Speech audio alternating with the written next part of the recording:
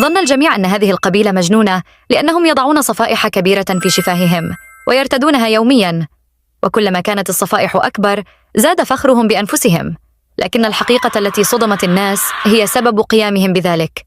سأخبركم الآن، لكن أولاً، إذا كنت ترى هذا الحيوان لطيفاً، ضع لايك واشتراك، وإذا لم تفعل فهذا يعني أنك تكره الحيوانات الصغيرة.